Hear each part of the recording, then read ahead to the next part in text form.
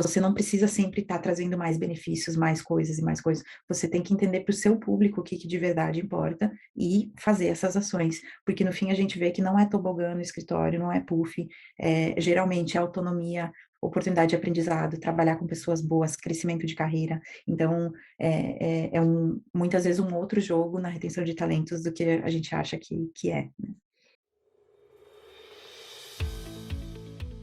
Olá, todo mundo. Hoje na Xi Talks é um grande prazer receber Luciana Caletti, fundadora de Love Mondays. A Luciana é uma empreendedora impressionante, começando a Love Mondays em 2013 para mudar a maneira com que as pessoas engajam com suas carreiras. Foi tanto sucesso que em apenas 3 anos depois, a Love Mondays foi adquirida por seu benchmark internacional, a Glassdoor, como parte de um plano de expansão na América Latina. Luciana, muito obrigado pelo tempo e disponibilidade de falar conosco hoje na Xi Talks. É um grande prazer receber você. Obrigada a você, Brian, prazer estar aqui. Muito legal. Luciana, queria começar com o seu background antes de começar a Love Mondays. Você tem uma vida interessante, e uma vida interessante antes de começar a Love Mondays, então eu queria entender um pouco mais sobre seu background. Você tinha comentado que você vem de uma família de empreendedores no Rio Grande do Sul. O que seus pais fizeram, ou seus tios, ou sua família? Sim, não, perfeito. Eu sou de Erechim, do interior do Rio Grande do Sul, e os meus pais tinham uma pequena empresa de construção civil. E então eu cresci no meio desse ambiente de empreendedorismo, e uma coisa que eu ouvia sempre é que seria um ótimo caminho para minha carreira se eu fizesse um concurso público, né? Eu sempre ouvia assim, porque aí chova ou faça sol, você vai ter o dinheiro caindo na conta no fim do mês. Na verdade, eu nunca tive nenhum interesse por seguir a carreira de servidora pública, e muito antes, pelo contrário, eu sempre tive o sonho de empreender. Mas antes de empreender, eu queria ter um pouco mais de bagagem de aprendizado, né? Então, eu comecei a trabalhar com 16 anos, eu comecei a dar aula de inglês, e eu estudei Direito na Federal do Rio Grande do Sul, em Porto Alegre, e durante a faculdade eu dei aula de inglês, acabei dando aula de inglês para executivos de empresas, e com isso eu guardei o meu dinheirinho lá para realizar o meu sonho de morar fora. Eu queria morar em Londres, e uma semana depois que eu me formei, eu fui para Londres, e a princípio eu fui para ficar 1 ano para melhorar o meu inglês e viajar à Europa, e acabei ficando por lá 10 anos. Nesses 10 anos eu trabalhei como garçonete, como atendente de call center, depois eu entrei no consulado brasileiro, fazia assistência a brasileiros no consulado, e aí eu estava procurando programas de trainee, porque eu estava ainda recém-formada, e eu comecei a aplicar para consultoria de gestão, porque eu sabia que eu queria trabalhar com negócios, mas não sabia exatamente no quê, e achei que consultoria me daria uma visão muito ampla do mercado e bastante conhecimento. Então, entrei no programa de trainees da Capgemini Consulting, lá em Londres mesmo, trabalhei 4 anos como consultora com eles, adorava a vida de consultora, porém, depois de 4 anos, o que eu mais gostava de fazer, que era viajar, acabou me cansando, né? Ficar fora de casa toda semana, eu ficava de segunda a quinta no escritório do cliente, muitas vezes, a maioria das vezes, fora da própria Inglaterra, em outros lugares da Europa, e acabei cansando dessa vida, decidi ir para a indústria. Para me ajudar nessa transição, fiz um MBA na Universidade de Oxford, fiquei 1 ano lá, full time, estudando, e saindo do MBA, entrei no programa da Johnson Johnson, de recém-formados em MBA, né? E fui para o marketing. Aí fiquei no marketing quase 2 anos lá. E aí chegou o ponto na minha carreira que eu falei, bom, ou eu vou empreender agora, ou eu não vou mais empreender, né? Porque você vai acabando ficando mais confortável no mundo corporativo. Eu falei, ou eu vou dar espaço agora ou nunca. E aí eu falei, bom, então vai ser agora. E aí eu voltei para o Brasil, então, para empreender em 2013. Isso. Muito legal, muito legal. Você comentou algumas coisas que eu achei interessante que me parece comuns entre vários empreendedores de sucesso, de startups de sucesso aqui no Brasil, principalmente uma experiência com o mundo lá fora e também uma experiência passando por consultoria. Você acha que essas duas experiências te preparou bem, ou talvez mais do que outras coisas, para empreender e fazer uma startup de sucesso aqui no Brasil? Eu acho que a questão da consultoria, primeiro, com certeza ela dá uma visão muito ampla de negócios, e como você trabalha com empresas, uma das empresas top globais, você aprende o que é um padrão de qualidade, tipo, what good looks like. Você aprende o que é um entregável de qualidade para uma empresa de padrão global. Eu acho que isso é um aprendizado fantástico da consultoria e com certeza eu levava isso para Love Mondays em termos de qualidade do serviço, do produto que a gente entregava. E a experiência de morar fora eu acho que ajuda no sentido da resiliência.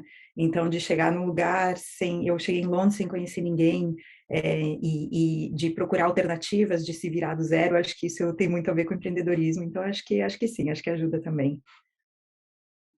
Bacana, bacana. Com certeza, chegar num país e morar fora, em outra língua, outra cultura, é um grande desafio cotidiano e sim, te prepara nesse sentido de resiliência, de não desistir, vamos dizer, e acordar todo dia e tentar novamente, né?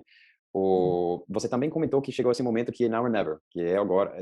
Me conta um pouco mais sobre o que foi naquela época que instilou em você tanto desejo de empreender? Por que você tinha tanto desejo de fazer? Uhum. Na verdade, foi durante o MBA que eu senti essa vontade quase que incontrolável de empreender.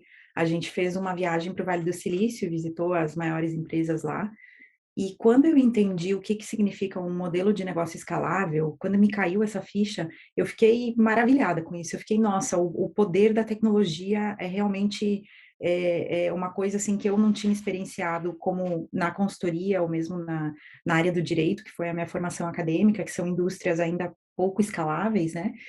Quando eu entendi o que significava um modelo de negócio escalável, eu simplesmente me apaixonei por isso, me apaixonei. E aí eu falei, eu quero ter uma startup de tecnologia. Então foi aí. E só que aí eu saí do MBA com... É porque a tecnologia permite você a agir muito mais rápido, tipo, é o ritmo que te atraiu, essa capacidade de acelerar ou de crescer tão rápido? Na verdade, foi a escalabilidade, o potencial de um negócio escalável. Então, mesmo consultoria, você põe uma hora de esforço e tem de volta uma unidade de retorno, né?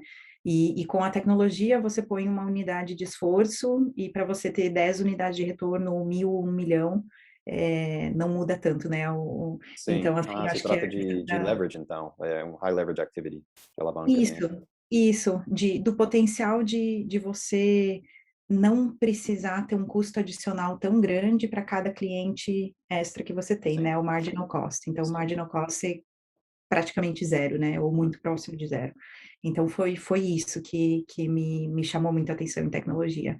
legal. É, e, e o trabalho de consultoria, realmente, ele tem várias coisas hoje transformando a consultoria, mas ainda é um trabalho muito de uma hora de uma pessoa física, de uma interação, então é um negócio completamente diferente. Então, me Tradicional. apaixonei muito por isso, mas aí saí do MBA e não podia empreender, porque tinha feito empréstimo para pagar o MBA, e aí eu falei, não tenho como eu ficar sem receita agora, pessoal, sem um salário nesse momento.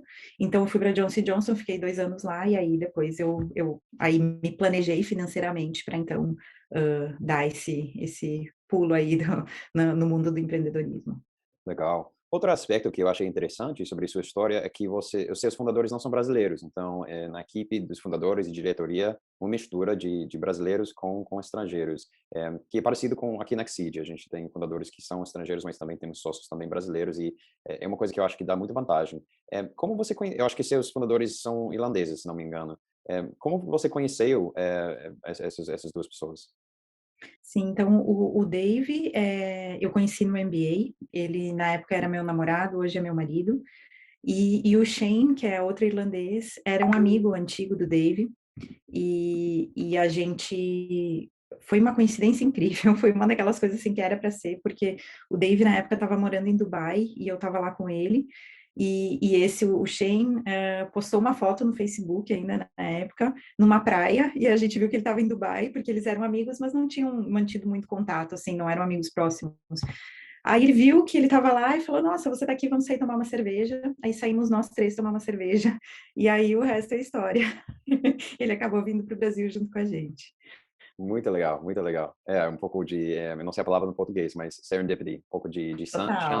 chance envolvida nessa história de fundação. E os seus fundadores tinham experiência com a América Latina, com o Brasil, antes de começar a Love Mondays?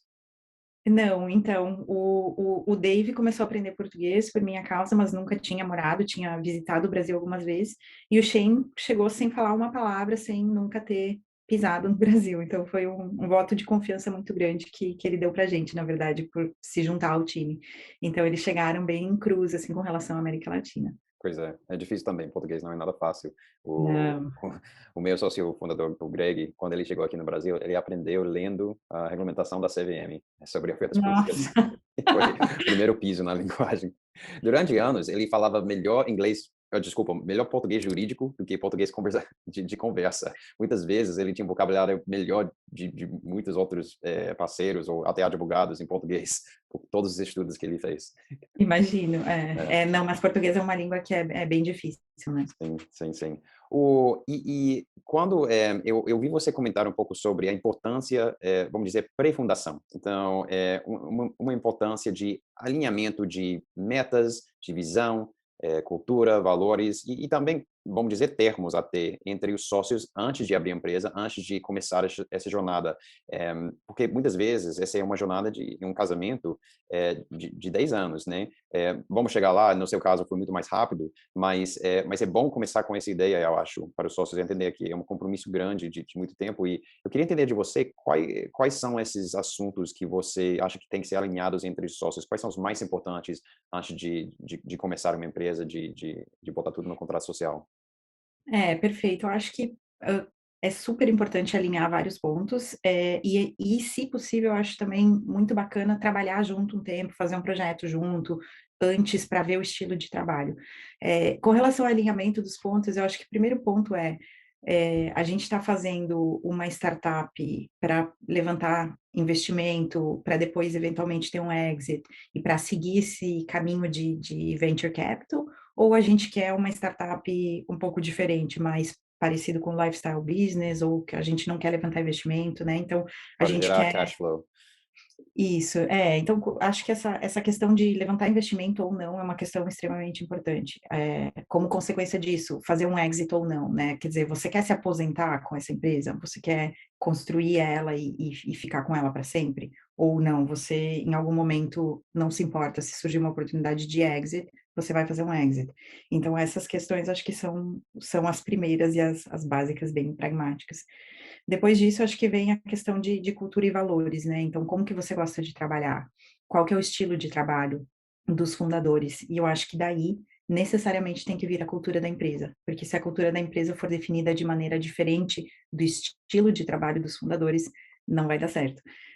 Então, quer dizer, qual que é a ética de trabalho que a gente tem? A gente vai se quebrar trabalhando ou não? A gente está em outro momento da vida que eu quero ter qualidade de vida, né? Então, essas coisas precisam ser conversadas e alinhadas, tanto de cada um falando a sua preferência, quanto da expectativa dos fundadores, né? Então, acho que é extremamente importante ter essa conversa, porque realmente a gente sabe que muitas startups acabam não dando certo por desalinhamento entre os sócios, né? Então, é bem importante conversar sobre isso, sim. Com certeza, com certeza.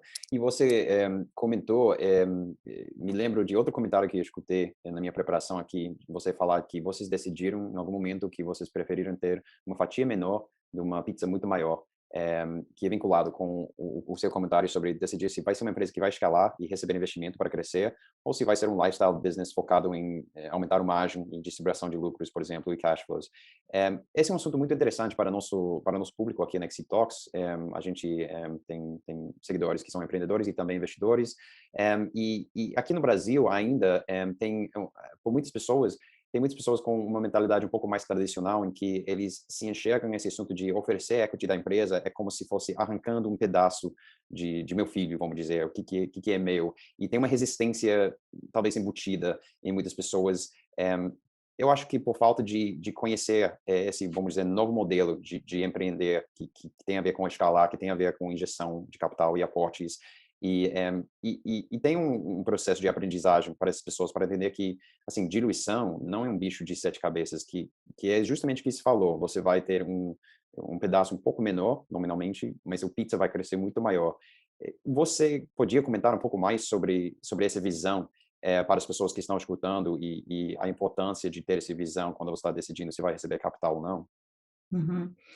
Claro, eu acho que por um lado né, assim, pensando dos dois lados da moeda. Então, assim, por um lado, eu acho que a gente sempre acreditou que um investimento de VC traria para a gente, obviamente, capital para crescer, expandir, conquistar o mercado.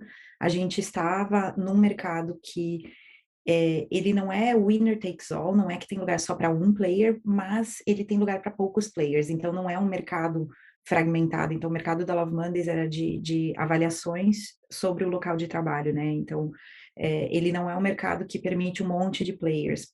Por quê? Porque a pessoa na sua carreira não tem tantos lugares de trabalho assim. Então, se você tem um site de avaliação de restaurante, sei lá, toda semana você vai num restaurante diferente e você pode postar uma avaliação. Agora, o local de trabalho, você não tem tantos. Então, uma vez que você avalia um, dois, três, meio que aquele usuário avaliou o que tinha para avaliar. Então, não tem tanto espaço para tantos players nesse mercado. E aí, sabendo disso, a gente sabia que seria importante ter um capital para crescer de maneira rápida para a gente se posicionar nesse mercado na América Latina. Beleza. Mas além desse capital, a gente sempre achou que um VC que tivesse conhecimento e experiência na área onde a gente atua, traria muito mais do que o capital, traria conhecimento, traria network, traria parcerias, e foi exatamente essa nossa experiência que a gente teve com o fundo de investimento. Eles trouxeram infinitamente mais valor do que somente o capital.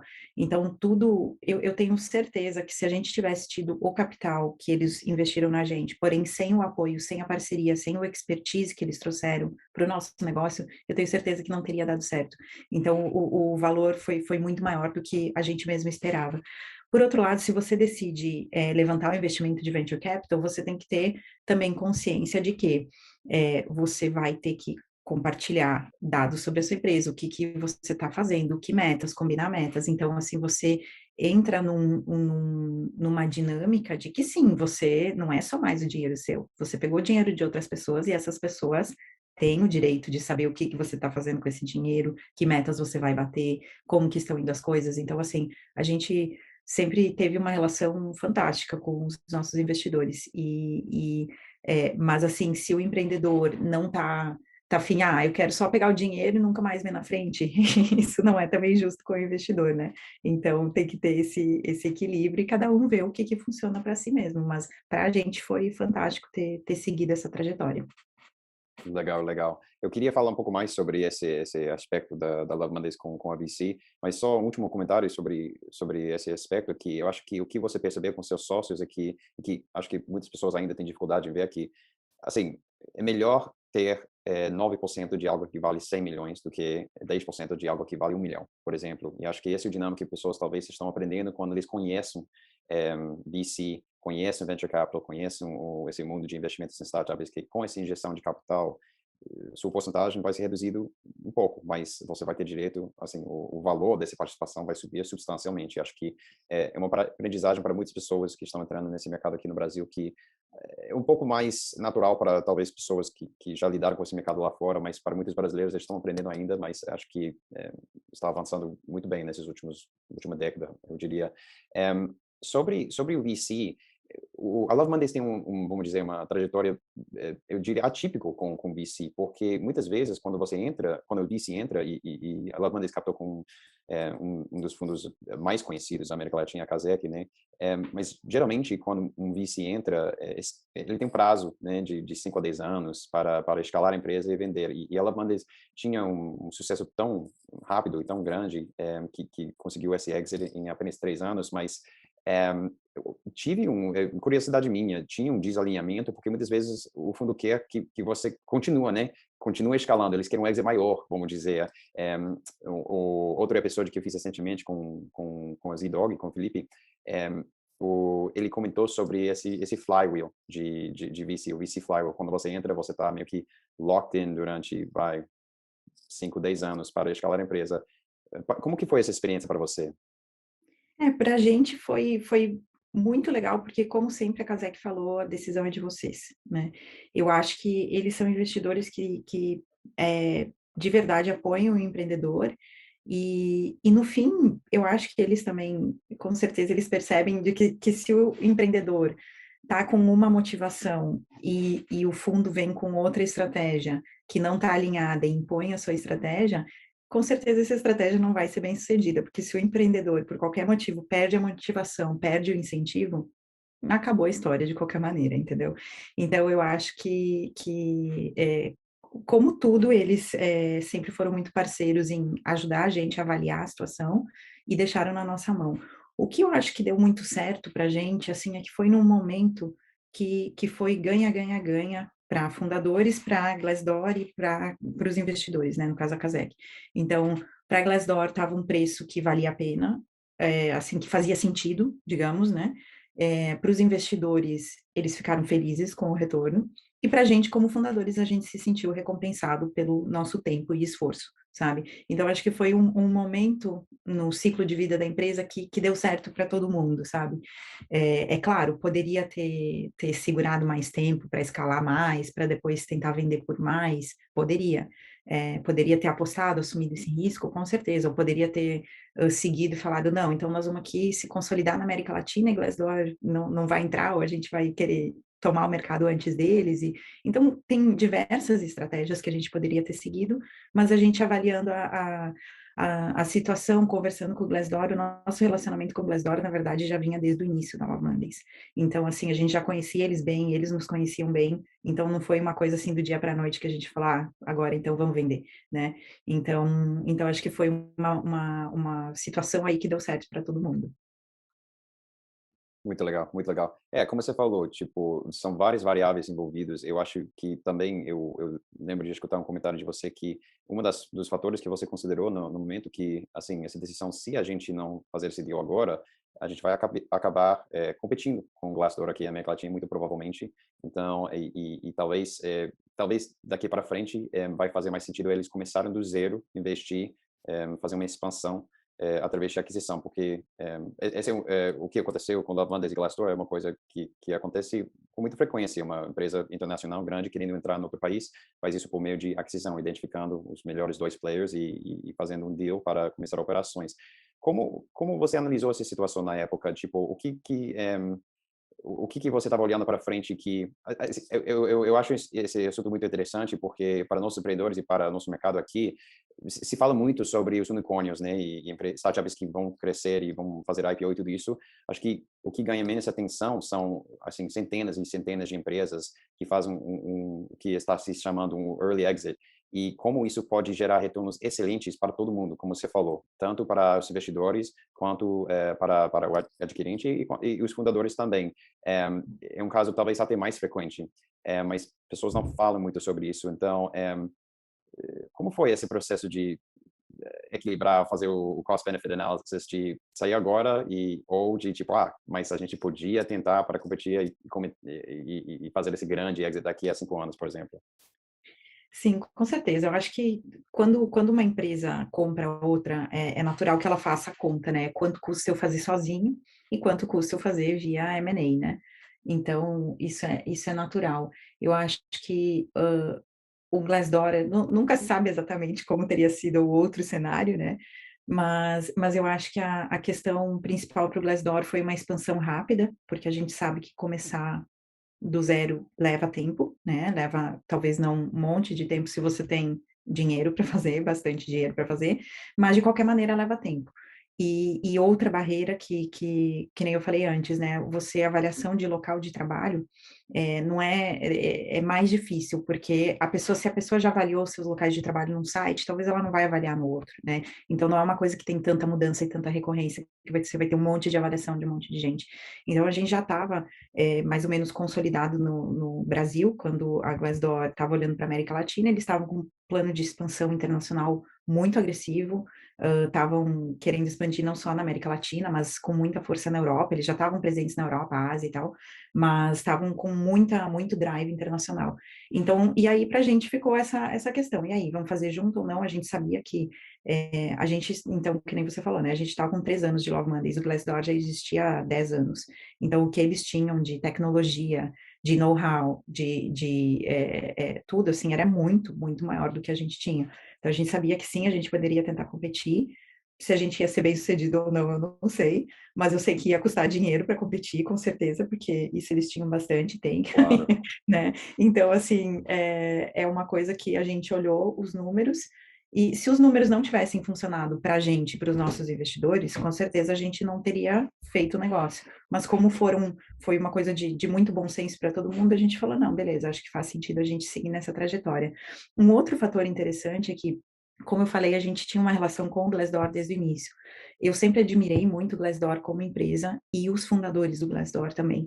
Então, a gente olhava muito de fora o que eles estavam fazendo e tentava aprender com o que a gente via de fora da empresa, né? E aí, para a gente, um grande motivador também foi ter acesso a isso, né? Ter acesso a essas pessoas, ter acesso por dentro, como que funciona esse negócio, como que eles estão fazendo as coisas, por que eles estão fazendo. Então, acho que para a gente, como fundadores, a oportunidade de aprendizado também contou bastante. Era uma coisa que a gente ficou muito empolgado em poder trabalhar junto com eles, por admirá-los desde o início. Fantástico. E me fala um pouco sobre essa transição. Então, muitas vezes na aquisição, não com muitos dos deals, a maneira que estão estruturados não é simplesmente vender e tchau, né? Tem um período de transição dos executivos tocando a empresa e fazendo integralização da empresa. Eu acho que eu tenho curiosidade sobre dois pontos, sobre a parte de tecnologia que talvez seja complicado de fazer essa integração, mas também de cultura, porque é uma coisa que o Love Mondays e Glassdoor sabe muito sobre, porque faz parte vamos dizer, do alma das empresas, cultura dentro de empresa, é o que os funcionários procuram, uma cultura onde que eles vão trabalhar e tal. Tinha alinhamento de cultura entre Glassdoor e Love Mondays? Você já comentou que se conheceu desde o início, então essa parte foi fácil ou me conta um pouco sobre esse período de transição. Sim, essa parte foi muito fácil, porque sim, a gente tinha cultura bem parecidas, assim, a Glassdoor, apesar de ser uma startup do Vale do Silício, unicórnio, eles sempre foram uma startup com muito pé no chão, então não era aquele tipo de startup que você entrava no escritório e tinha tobogã e tinha não sei o que lá, entendeu? A Glassdoor sempre foi uma cultura muito pé no chão, muito pragmática, muito de olhar os fatos, olhar os dados e tomar uma decisão. A outra coisa que ajudou muito é que a nossa visão de mercado e visão de longo prazo era muito parecida, assim, como a gente enxergava a estratégia do negócio, como a gente enxergava o futuro do negócio. A gente sempre teve visões muito alinhadas, então isso ajudou demais. A outra coisa que facilitou bastante foi que eles nos deram bastante liberdade para a gente operar como empresa. Então, quando a gente fez o exit, a gente combinou dos fundadores ficarem um período de 4 anos após a venda. E 3 desses 4 anos a gente operou ainda de maneira independente com a marca e com a plataforma Love Mondays. Então, eles sempre nos deram muita liberdade para tomar as decisões, para tocar o negócio da América Latina, expandir. Aí a gente expandiu para o México e para a Argentina, ainda com a marca e com a plataforma Love Mondays. E eles sempre nos deram muita liberdade para a gente tomar as decisões e tocar o negócio da maneira que a gente achava correta, claro, desde que o básico ali estivesse de acordo, né? Então, foi muito gostoso trabalhar com eles. A gente deu muita sorte, na verdade, nessa aquisição, nessa venda, né? Porque foi muito parecido e foi muito fácil trabalhar com eles, foi muito gostoso. Você acha que, eu não sei se você tem contatos de outros empreendedores que fizeram o mesmo processo, onde que a experiência não foi tão bom. Você acha que sua experiência de ter parece que foi tinha muita harmonia nessa transição entre Glassdoor e Love Mondays. Você acha que isso não é normal? Ou, Eu, eu não, assim, eu já ouvi sei, experiências tá, boas e experiências ruins, né? aham, O que eu acho que ajudou foi que o Glassdoor, ele foi fundado por pessoas que tinham passado pelo mundo corporativo e depois resolveram empreender, que foi exatamente o caso dos fundadores da Love Mondays. Então, do lado deles, eles tinham uma visão muito clara do que a gente, como empreendedor, estava abrindo mão ao vender a empresa. Então, eu acho que a questão deles nos darem autonomia para operar veio muito desse entendimento de eles mesmos serem empreendedores e terem passado por isso. Então, acho que eles tinham muita empatia com o nosso lado. A gente, por outro lado, também, eu acho que a gente teve uma maturidade e também empatia com o lado deles. Então, pô, eles compraram a gente. É claro que a gente podia bater o pé e falar, ah, não, não queremos fazer desse jeito, ou não, ah, não, aqui na América Latina é tudo diferente, a gente tem que fazer tudo diferente. A gente também teve muita maturidade no sentido de falar, beleza, a empresa não é mais nossa, a gente vendeu 100% da empresa. Então, vamos também nos ajustar, sabe? Então, acho que os dois lados tiveram uma empatia e essa flexibilidade, então foi uma coisa muito tranquila, mas eu acho que foi uma construção ao longo dos anos, né, o jeito que a gente trabalhou junto, enfim, deu super certo, mas eu acho que nem sempre é assim, mas já ouvi casos que também foi assim, foi tranquilo, mas eu acho que É, varia muito. eu vi casos onde que está tranquilo, como você falou, mas também outros casos em que a empresa que está comprando exige metas durante esse período de transição que são muito difícil de atingir, talvez impossível que é feita. No seu caso, as metas eu imagino que foram razoáveis, parece que com todo esse alinhamento que vocês tinham. Na verdade, é engraçado, mas a gente não tinha meta. Ah, que bom. A É, gente não tinha simplesmente meta integrar. nenhuma. É. Foi, Talvez isso é devido ao fato que a empresa que adquiriu é de fora. Talvez isso seja uma prática mais comum aqui de empresas brasileiras adquirindo, não sei. verdade, pode ser isso, mas eu acho que o pensamento do Glassdoor por trás de não ter meta é que as coisas mudam. Uhum, Então, como eu acho que essa é a diferença de uma startup ser comprada por uma outra startup, do que uma startup ser comprada por uma empresa do mundo corporativo que já existe há 100 anos, sabe? uhum. Uma startup, então Glassdoor já tinha muita ciência de que as coisas mudam, de que a gente define outras prioridades, de que o mercado reage de uma maneira, de que a gente testa ideias novas. Então, o Glassdoor ainda até hoje muito flexível nesse sentido. Então, acho que não demira justamente por causa disso. Sim, sim. Eu acho que também tem muito a ver com o perfil da empresa que está adquirindo e o motivo de adquirir, por exemplo, como já foi bem comentado, Glassdoor e Lavanda, modelos basicamente iguais e sistemas muito parecidos também. Então, a Glassdoor provavelmente sabia, eu sei como que eu vou injetar fluxo de dinheiro e fazer isso render. Enquanto se a empresa quer comprar para os cash flows, por exemplo, ele tem interesse que esses cash flows venham crescendo ao longo da transição, por exemplo, e especialmente se a empresa está adquirindo fora do escopo, o core negócio da empresa, talvez o assunto de metas vira mais relevante na negociação.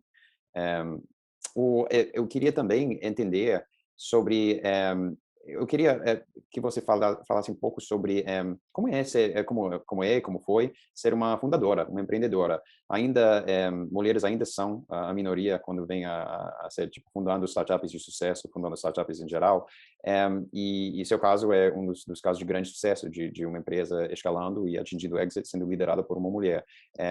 Me conta um pouco sobre sua experiência. Você enfrentou com dificuldades que você acha que você não teria enfrentado se você fosse homem, por exemplo? O que você acha sobre esse assunto de empreendedorismo de mulheres aqui no Brasil? Então, eu sempre tenho dificuldade em falar sobre, assim, será que foi mais difícil ou mais fácil por ser mulher? Porque eu não sei, né? Eu nunca fiz A/B test para saber como é que teria sido se eu fosse um homem.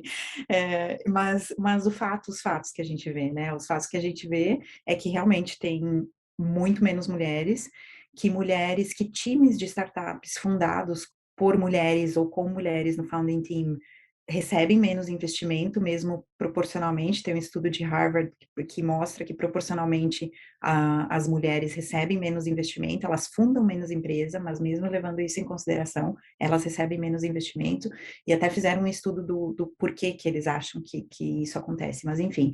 Então, eu acho que o que eu senti, que eu posso falar pessoalmente, então, o networking é um pouco mais difícil, sim, porque é natural numa festa, sei lá, na época das coisas presenciais, né? Agora tá tudo online, é um pouco diferente. Mas sei lá, você tá no fim de uma conferência, numa festa, só tem homem lá bebendo, você é a única mulher, né? Eu sempre fazia um esforço, não, eu vou ficar aqui, eu não vou embora, eu vou puxar assunto, vou conversar, vou fazer networking e vou, né, entrar nessa jogada aqui. Mas realmente, se tivesse mais mulheres, obviamente seria mais fácil, sabe? Então eu acho que a questão do networking, eu acho que foi um ponto que eu senti pessoalmente, assim, com investidores, eu felizmente tive sempre experiências muito positivas.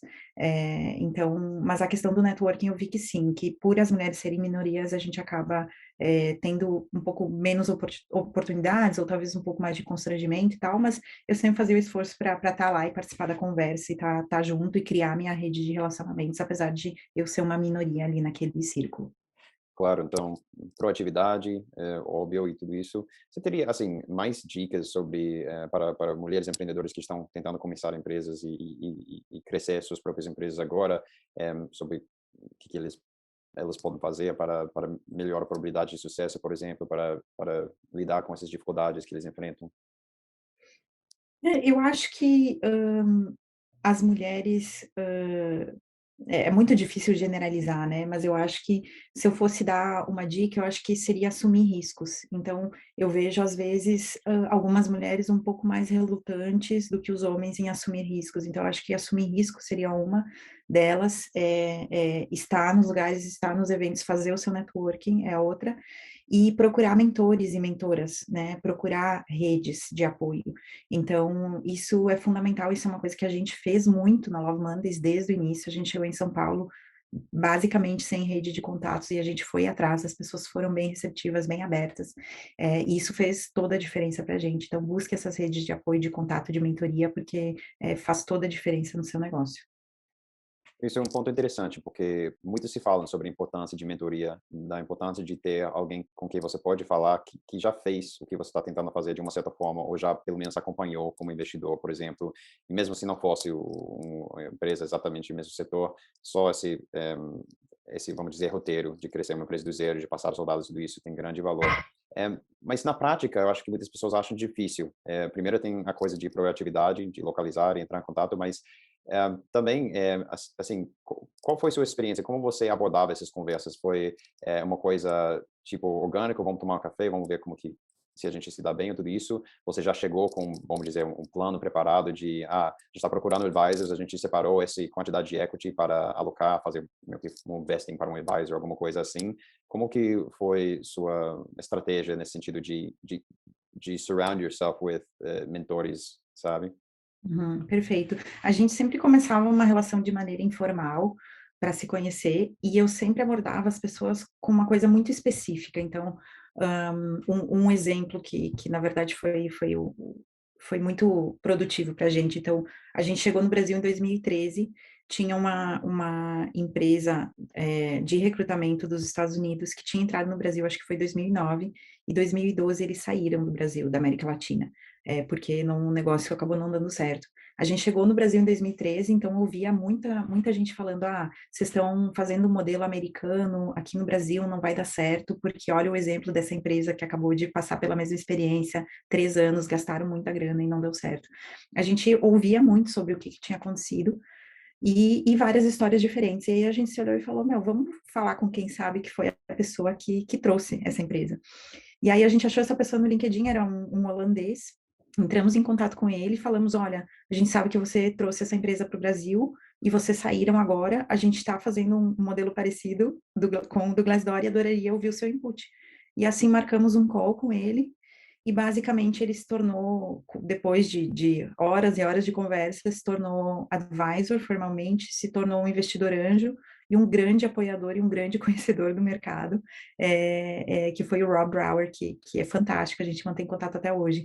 Então, assim, assunto muito específico, falando por que que a experiência do mentor é relevante para você, e querendo falar, abra o seu desafio. Acho que a coisa, se você entra em contato e fala, ah, vamos tomar um café, é muito aberto, é muito solto, sabe? Então, fala por que que você quer falar com aquela pessoa especificamente e qual que é o seu desafio específico que você gostaria de ouvir a opinião daquela pessoa. Eu acho que aumenta muito a sua chance de ter uma resposta positiva. Eu acho dicas excelentes, excelentes, não somente no sentido de tomar a atitude e ser o first mover, entrar em contato, mas também essas dicas específicas, de ser muito específico e o porquê tudo isso, é muito bom. Eu acho que poucas pessoas fazem isso, na verdade, e tem tanto valor de reach out, de proativamente entrar em contato com pessoas que já fizeram. Acho que pessoas vão estar surpreendidas com a reação, e quando você olha dessa atividade e fazer uma análise de custo-benefício, o custo é tão pouco, assim, custa alguns minutos para escrever uma mensagem, bem direcionado tudo isso, e se não responder, se não tem uma boa resposta, o que que te custou? Nada, nada, um pouco de tempo, mas o benefício pode mudar a sua vida. Então, dessa perspectiva, parece um high leverage activity com grande upside e muito pouco downside. É, Exatamente. A gente usou muito isso e fez toda a diferença para Love Mondays. muito bom, muito bom. E quando, você pode nesse sentido, pode me falar um pouco mais sobre sua experiência no início de captar fundos, de captar aportes e investimentos, no início, como foi essa experiência? Claro, bom, a gente estava captando em 2013, tá, a primeira rodada, então, assim, era um mundo completamente diferente do que ele é hoje. Tinha tinha poucos fundos no Brasil, o capital era muito mais limitado do que ele é hoje, e praticamente não tinha fundos focado em early stage, de verdade, né? Então, assim, era um ecossistema completamente diferente. A gente estava tentando conseguir reuniões com alguns fundos, estava tendo dificuldade por realmente não ter contatos, e ter ainda pouca atração, então estava tudo muito no início.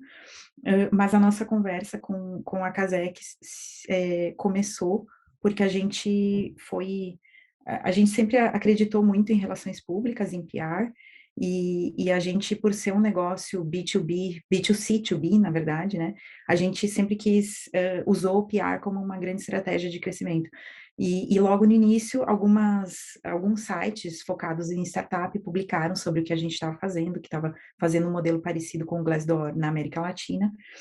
E aí o Glassdoor levantou uma rodada de investimento para a época grande lá nos Estados Unidos, e aí os fundos aqui no Brasil começaram a se interessar também por esse espaço e a ver quem que estava, se tinha alguém fazendo Glassdoor para o Brasil, e assim nos acharam, e assim evoluíram as conversas, então foi dessa maneira, mas hoje eu acho que os fundos, primeiro, tem muito mais fundo, muito mais capital, estão muito mais abertos e receptivos, então acho que a realidade hoje é bem diferente.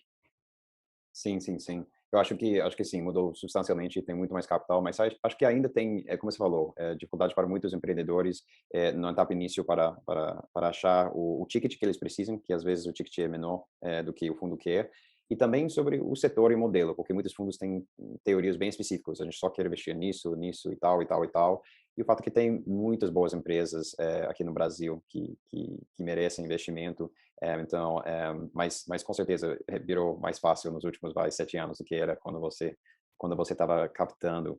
Eu queria tocar num ponto que você comentou antes, sobre achar alguém que fez, e também esse ponto de, vamos dizer, tropicalizar. Então, parece que para vocês, vocês viram o Glassdoor lá nos Estados Unidos, falou, nossa, que legal, não existe no Brasil, vamos fazer isso no Brasil, basicamente.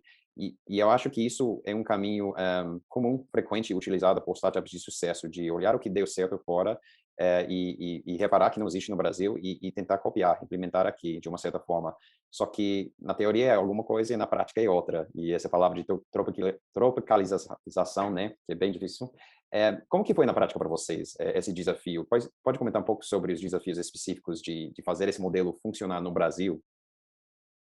Sim, primeiro você tem que olhar para a legislação local, né? E essa é uma das grandes diferenças no nosso caso, porque o anonimato no Brasil, então as avaliações são postadas de maneira sigilosa, no sentido que o usuário se cadastra, a plataforma sabe quem é esse usuário, porém o nome dele não é publicado no site.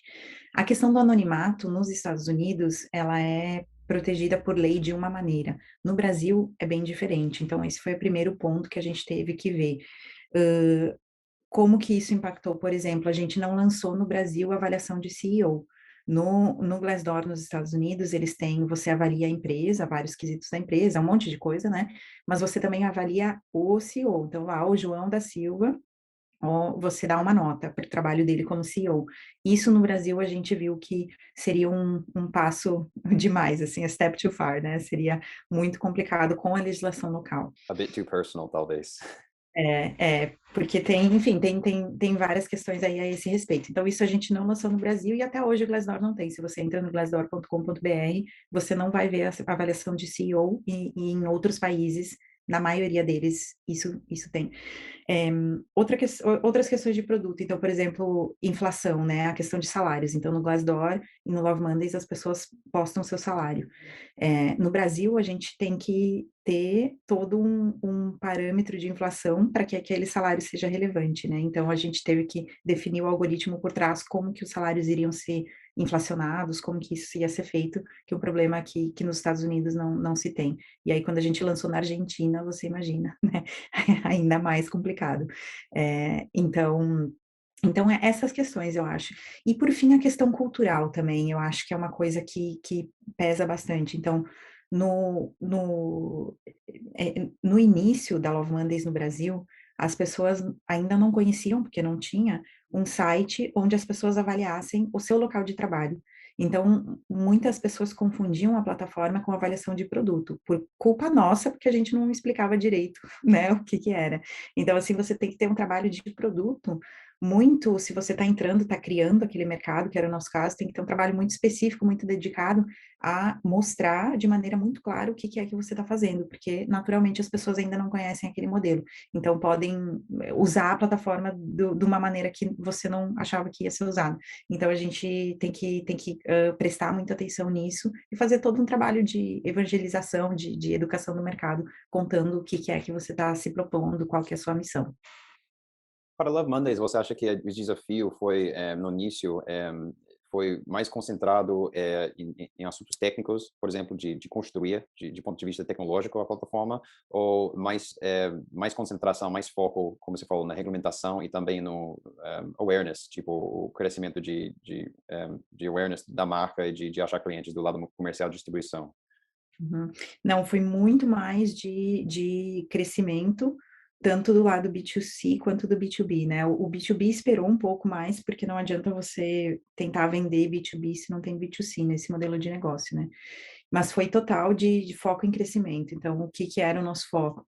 Trazer avaliação para a plataforma, porque a gente viu que esse era a principal métrica que a gente tinha que olhar. Porque se você tem mais avaliação, o seu SEO é melhor, mais pessoas acham você, mais avaliações você consegue, e mais empresas prestam atenção na plataforma. Mais relevante ela se torna. Então, a gente focava os nossos primeiros 2 anos, basicamente, foram focados em trazer avaliação, em mostrar para as pessoas o que que era a plataforma e que elas viessem, usassem, né, para buscar o que elas queriam e também avaliassem a empresa onde elas trabalham. Com certeza. E quando você comentou antes sobre um mercado que tem espaço para poucos players, não é winner takes all, não é apenas um. Primeira coisa que eu achei, o seu explicação foi interessante, que eu não tinha pensado que, na verdade, o conteúdo que cada usuário pode gerar é limitado por natureza de uma pessoa só pode ter determinado delimitado número de trabalhos na carreira e tem um espaço natural entre esses cargos. Mas eu pensei do lado de vista do seu modelo que é marketplace ou era marketplace e o marketplace tem esses aspectos de winner takes all, porque cada mais usuários engajando atrai mais e deixa as pessoas é como se fosse gravidade, as pessoas migram e começa a ser o lugar para fazer reviews sobre seu trabalho e tudo isso. Então pensei que tinha um grande aspecto disso, ser o lugar onde que todo mundo está conversando sobre a experiência no trabalho. É, exatamente. Não, esse é um dos grandes pontos e esse é o diferencial com outras plataformas grandes aí de recrutamento. Então, tem plataformas grandes de recrutamento de vagas, mas que focam no perfil do profissional, por exemplo. Ou uma outra plataforma que foca em alguma outra coisa, sei lá. Então, cada uma tem um foco. E aí, o nosso objetivo era que a Love Monday se tornasse o lugar onde as pessoas vão para descobrir a cultura da empresa, basicamente, como é o dia a dia da empresa. E, e isso foi, eu acho que é interessante porque outros sites, depois que a Love Monday já estava mais ou menos consolidada, outros players do mercado lançaram espaços parecidos, features parecidos, mas acabaram não tendo tanta tração porque a Love Monday já estava estabelecida com esse posicionamento específico. Muito legal, muito legal. A importância de crescer rapidamente, né? Pegar esse investimento e crescer É. rapidamente com esse modelo, né? Eu queria perguntar a você sobre algumas coisas relacionadas à importância de cultura, que, assim, você é uma pessoa que vai ter muita experiência com esse assunto, mas para quem segue o podcast Exit Talks aqui, muitos são empreendedores tentando crescer suas empresas, e um dos enormes desafios de crescer uma empresa é, assim, identificar talento, atrair contratar e manter o talento. Então, esse assunto de RH, né, é super relevante para o nosso público, é difícil, é muito difícil. Mas, assim, cultura é uma coisa, um dos, vamos dizer, maiores ferramentas que uma empresa que está escalando tem para abastecer e continuar esse movimento, esse crescimento. Eu queria entender de você o que você acha que são, os 3 a 5 coisas que uma startup que quer ser melhor, que quer ser bem-sucedido pode fazer para melhorar sua cultura e aumentar essa probabilidade de identificar boas pessoas, atrair, manter essas boas pessoas? Porque você tem acesso a muito dado sobre a satisfação das pessoas nas empresas ao longo da sua carreira. Sim.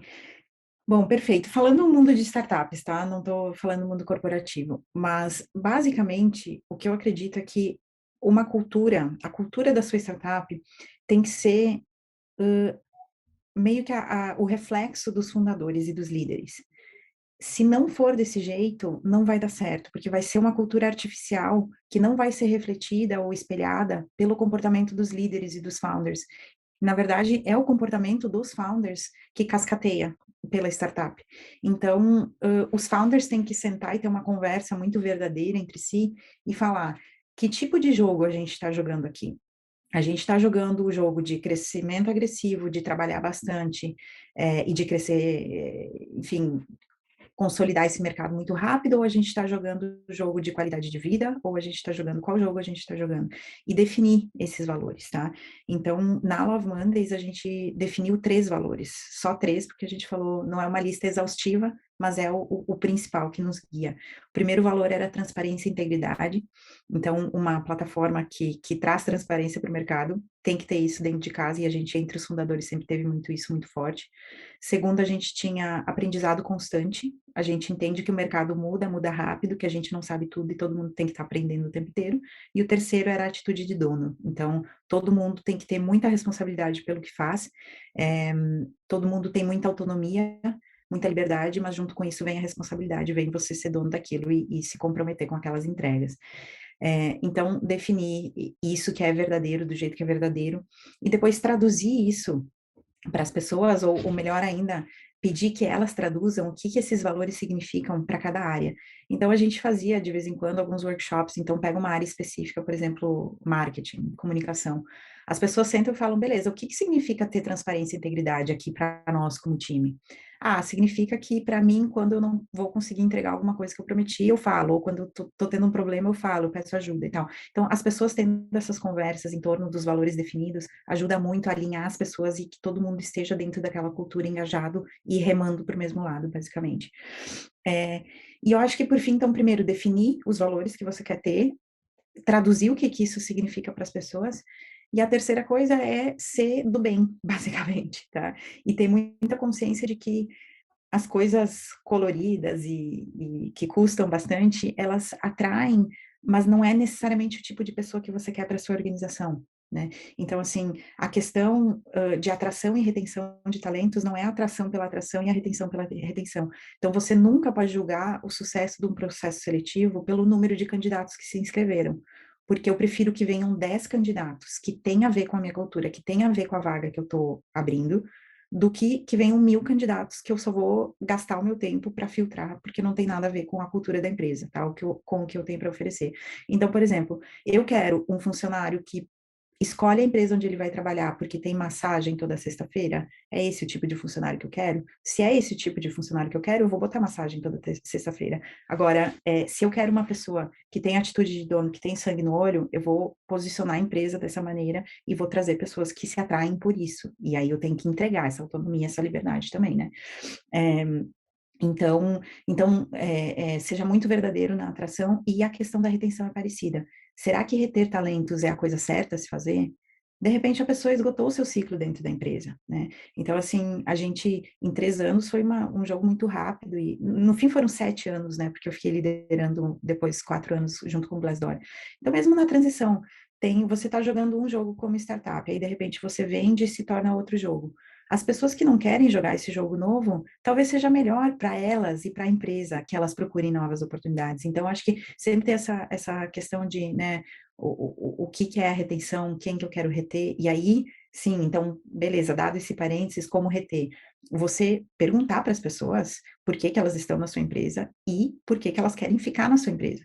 Então, a gente às vezes tinha conversas, né, por exemplo, equipe técnica. Gente, a gente sabe que vocês são abordados nas redes sociais o tempo inteiro, gente querendo contratar vocês. Por que vocês estão aqui? O que vocês valorizam aqui?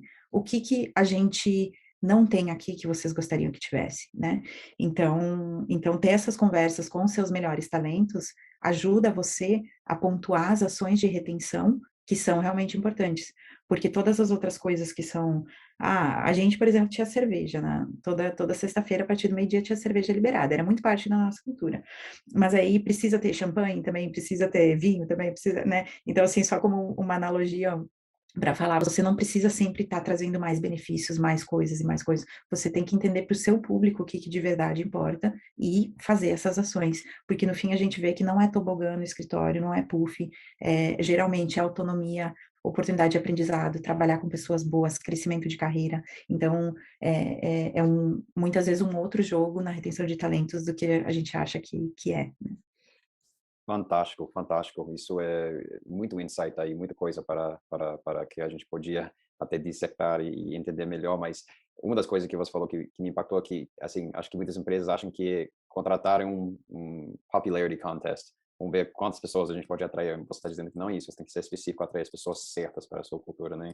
Que eu acho bem relevante, uma dica bem relevante. Eu fiquei feliz também que nas coisas que você falou, que senso de dono e sempre aprendendo isso, são valores que a gente tem aqui na Exceed também, nossos valores, senso de dono é um, outro é, a gente chama aqui Exceed Expectations, mas sempre tentando fazer melhor. Acho importante que você coloque esses valores e que todo mundo esteja alinhado, porque pessoas querem trabalhar com pessoas dos mesmos valores, e se eles não estão em volta dessas pessoas, eles vão procurar, como você falou, pessoas parecidas, talvez em outra empresa. Você comentou no início da sua resposta que você estava falando especificamente sobre startups. Por curiosidade, sua resposta é diferente para uma corporação, para uma grande empresa, e você não tem que necessariamente prolongar, mas parece que a resposta seria diferente para uma empresa desse perfil. É diferente, sim, porque uma grande empresa, o papel do fundador ou do presidente, do CEO, ele obviamente continua sendo muito relevante, mas é menos relevante do que numa startup. E dentro de uma grande empresa, você tem vários públicos, então você tem que trabalhar com cada público de maneira diferente. Por exemplo, um grande banco, você vai ter desde o lado dos investidores, a parte de investment, até o caixa que cuida lá da agência, que atende os clientes na agência. Então, quando você trata de públicos bem diferentes, aí é toda uma outra história, você tem que pegar público a público, liderança a liderança, então é um pouco diferente. Acho que os princípios são os mesmos, mas você lida com complexidades que numa startup, pelo menos em estágio inicial, você não tem. Legal, legal. Eu tinha uma dúvida sobre decisões. Fundadores e diretores de toda empresa, enorme parte do papel e de responsabilidade é tomar decisões. Como fundador, você está tomando assim dezenas de decisões todo dia. Então, e tomar decisão em si, ele é uma habilidade em si que você pode se melhorar em fazer. Eu acho que isso é uma coisa que talvez não todo mundo repara, mas talvez você teria, não sei, dicas ou técnicas, ou como você aborda esse processo de tomar decisão? O que tem ajudado você não só a fazer melhores decisões? Como você aborda todo esse assunto? Quais dicas você poderia dar para outros fundadores e executivos? E eu acho que duas coisas que eu aprendi, assim, na trajetória. Uma, quando a gente toma decisões de estratégia de crescimento, de growth, ser extremamente analítico e data-driven, né? Então, chegou um ponto que eu sempre falava, né? Não é a campanha de marketing que a Lu acha que vai dar certo, porque eu vi por centenas de vezes que realmente não era isso. Então, você tem que testar de maneira barata, aprender com aquilo, e não. O meu feeling, inúmeras vezes, estava errado no sentido de growth, de crescimento. Então, ser data-driven. E aí, por outro lado, na questão de decisão de pessoas com relação a recrutamento, com relação a promoções e tal, é claro que data driven sim ajuda, mas eu aprendi ao longo dos anos a confiar mais no meu instinto, porque muitas vezes, Go with principalmente your na gut. contratação, é, É, na contratação, eu muitas vezes, algumas vezes, eu cometi o erro de uma pessoa que tinha perfeito, o perfil perfeito, as habilidades técnicas perfeitas, o fit cultural, fiquei um pouco na dúvida, o meu gut feeling estava mais ou menos assim, mas eu falei, não, essa pessoa aqui, o on paper, né, tá dizendo que tá perfeita, contratava e realmente não dava certo. Então, eu aprendi a confiar um pouco mais no meu instinto com relação à contratação. entendi. E assim, eu acho que faz muito sentido e a maneira que você separou essas coisas faz muito sentido o porquê, porque quando você lida com, como você falou, eh, assuntos de crescimento, muitas dessas coisas podem ser quantificadas, colocado no Excel tudo isso em termos de receita, custos e tal, e taxa de crescimento, e você pode identificar essas métricas e impulsionar, push on them e fazer o crescimento. Quando se trata de pessoas, tem tantas variáveis, vira uma arte, né? É tipo, você pode tentar se basear na data, mas assim, e esse processo de contratar que a gente tem não é perfeito. Assim, imagina, você está tentando achar uma pessoa que vai ficar na sua empresa, tomara, né, durante anos, e que vai ter esse fit, que vai trabalhar bem, que vai ser feliz, que vai se dar bem com, não somente com você, mas com os coworkers e tudo isso. E aí, a gente imagina que a gente vai conseguir tomar essa decisão conhecendo a pessoa, conversando com ele uma vez durante uma hora, ou duas vezes durante uma hora. É quase irrealístico, sabe? É, é muito difícil mesmo, e bem como você falou, é muito mais uma arte do que uma ciência. Entendi. Luciana, algumas outras dúvidas que eu tenho aqui. Você teve alguns livros que se destacam, que impactaram você, sua trajetória, que influenciaram você, que você recomenda? Um livro que me inspirou muito foi o Lean In, da Sheryl Sandberg, sobre essa questão de ser uma mulher no mundo dos negócios. Eu não lembro o nome em português agora, mas ele tem tradução em português, mas em inglês o título é Lean In. Outro livro fantástico, acho que sobre empreendedorismo, que foi o que mais me impactou, foi fantástico, foi o The Hard Thing About Hard Things, do Ben Horowitz.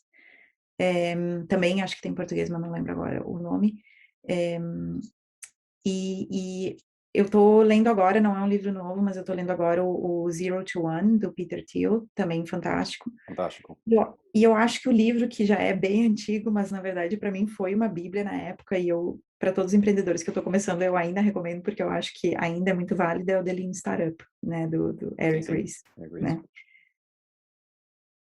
Legal, legal. Todos esses livros são realmente excelentes e, como você falou, Hard Things About Hard Things é como se fosse um reference book que você deixa na mesa aberta, né?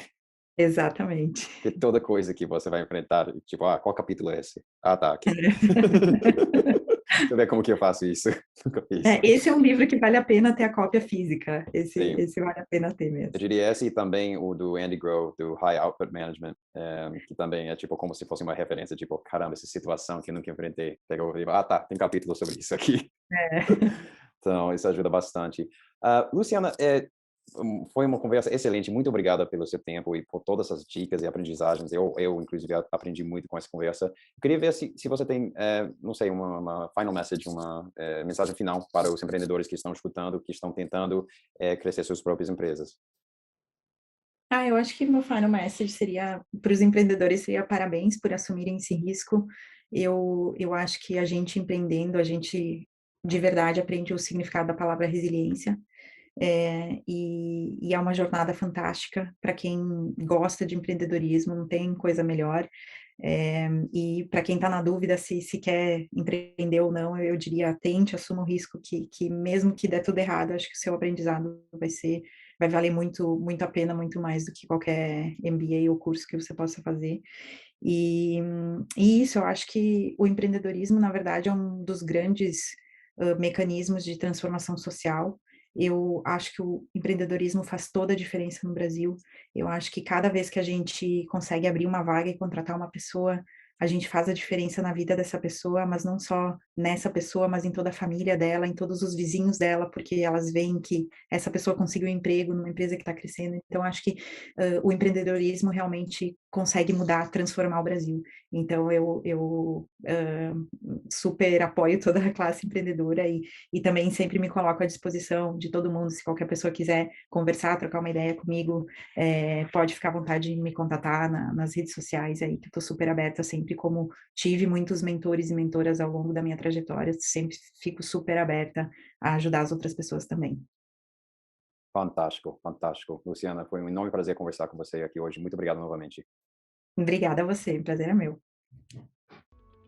Sou Brian Benioff, diretor na Axid. Espero que você tenha gostado desse episódio da Axid Talks. Para não perder próximos episódios, dar aquele seguir no seu aplicativo de podcast e procura Axid online nas redes sociais e em nosso site, axid.com.